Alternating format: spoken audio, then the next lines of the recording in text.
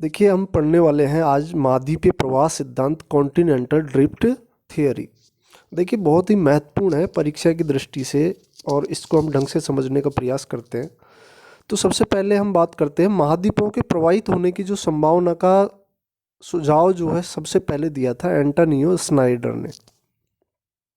परंतु सर्वप्रथम वैगनर ने महाद्वीपीय प्रवाह को एक सिद्धांत के रूप में प्रस्तुत किया। उन्होंने महाद्वीपीय प्रवाह की अवधारणा का इन्हें जो है जनक भी माना जाता है और उन्होंने यह सिद्धांत जो है 1912 में दिया था। इनकी पुस्तक थी महाद्वीप व महासागरीय द्रोणियों की उत्पत्ति। उसमें यह 1915 में प्रकाशित हुआ। ये जो थे जर्मन के एक मौसम विज्ञानी और भूभौतिक वैज्ञानिक थे।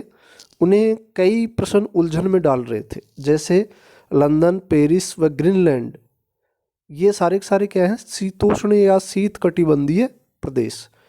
इन प्रदेशों में उष्ण कटिबंधीय फर्न का पाया जाना तथा ब्राज़ील, कांगो बेसिन, प्रायद्वीपीय भारत व ऑस्ट्रेलिया में हिमनद का पाया जाना। मतलब ये सारे के सारे जो उष्ण कटिबंधीय प्रदेश हैं या विषुवतरीय प्रदेश हैं, उनमें हिमनद का पाया जाना या उनके अवशेष प्राप्त होना। इस प्रकार वैगनर ने विश्व के विभिन्न भागों में हुए जलवायु परिवर्तन को महाद्वीपीय प्रवाह द्वारा स्पष्ट करने का प्रयास किया, क्योंकि सूर्य तो स्थिर है। मतलब इनका मानना था कि जो शीतोष्ण कटिबंधीय भागों में या शीत कटिबंध में तो उष्ण कटिबंध के अवशेष मिल रहे हैं, जबकि उष्ण कटिबंध में शीत कटिबंध के अवशेष मिल रहे हैं। अब ये दो प्रकार से संभव है, या तो पृथ्वी महाद्वीपों का स्थानांतरण हुआ है अथवा जलवायु पेटियों में विस्थापन हुआ है। तो जलवायु पेटियों में तो विस्थापन हुआ नहीं है, क्योंकि सूर्य तो स्थिर है। जबकि इन्होंने जो परिकल्पना वो क्या मानी थी कि महाद्वीपों का प्रवाह हुआ है। ठीक है, उसको सिद्ध करने का प्रयास इन्होंने इस सिद्धांत में किया है। तो वैगनर के अनुसार कार्बनिफेरस युग में संसार के सभी महादेश आपस में जुड़े हुए थे एवं एक महान स्थलखंड पैंजिया के रूप में विद्यमान थे।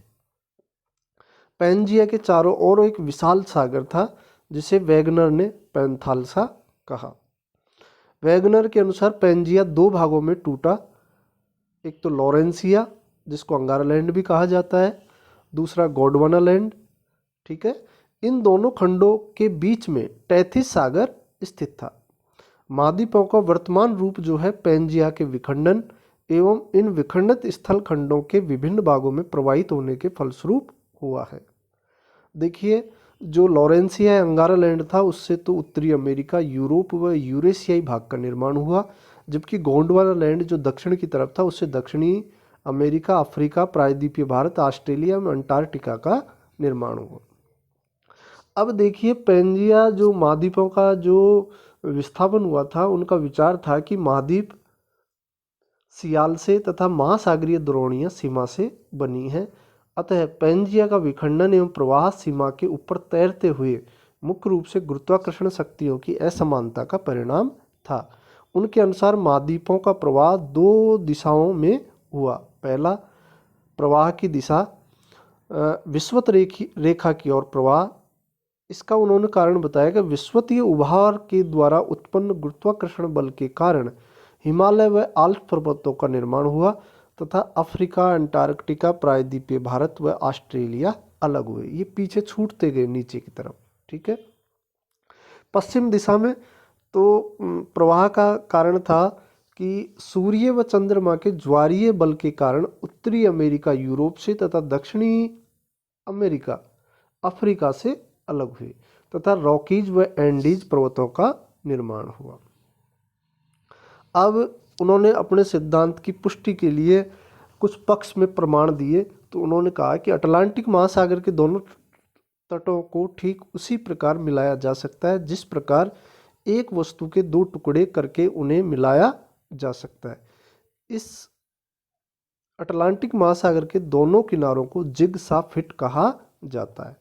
देखिए, छोटे प्रश्नों में कई बार पूछा जाता है जिगसा फिट से क्या तात्पर्य है। तो दोनों तटों के भूवैज्ञानिक इतिहास व संरचना में भी समानता पाई जाती है, दूसरा प्रमाण हुआ ये। तीसरा, कार्बनिफेरस युग के हिमानीकरण के प्रमाण से इस बात की पुष्टि होती है कि ये स्थलखंड आपस में जुड़े हुए थे एवं दक्षिणी ध्रुव डरबन दक्षिणी अफ्रीका के पास था। ग्लोसोप्टेरिस एक फर्न के समान पौधा है। इसका जीवाश्म दक्षिणी अमेरिका, दक्षिणी अफ्रीका, भारत, ऑस्ट्रेलिया में एक ही युग की चट्टानों में पाया जाता है। इस प्रकार ब्राजील व कांगो बेसिन में साइनोग्नेथस एक सरीसृप है के जीवाश्म मिलते हैं। इससे भी पुष्टि होती है कि ये कभी आपस में जुड़े हुए थे। टुंड्रा, साइबेरिया, उत्तरी पश्चिमी यूरोप तथा अंटार्कटिका में निक्षेपित विशाल कोयला भंडार भी इस चीज़ की पुष्टि करता है। अब हम बात करते हैं इसकी कमियों की या आलोचना के बारे में। तो वेगनर द्वारा महाद्वीपों के प्रवाह के लिए जिस बल की कल्पना की गई थी वह वास्तविकता से परे है। देखिए, ज्वारीय बल और ये जो है इनसे ये संभव नहीं है कि महाद्वीपों का स्थानांतरण हो जाए। दूसरा, एक तरफ वेगनर मानते हैं कि सियाल सीमा पर तैर रहा था, दूसरी तरफ वे मानते हैं कि सीमा से सियाल के प्रवाह में रुकावट आई। ठीक है। तीसरा, उन्होंने अपनी परिकल्पना को सामर्थ्यवान बनाने वाले तथ्यों का ही सिर्फ चयन किया तथा विरोधी तथ्यों की उपेक्षा की। इन आलोचनाओं के बावजूद इस सिद्धांत के द्वारा अनेक भौगोलिक एवं भूवैज्ञानिक समस्याओं को सुलझाने में मदद मिली है। आगे चलकर पराचुंबकत्व एवं समुद्र तल प्रसरण के प्रमाणों के आधार पर इस बात की पुष्टि होती है कि महाद्वीपों का विस्थापन हुआ है। धन्यवाद।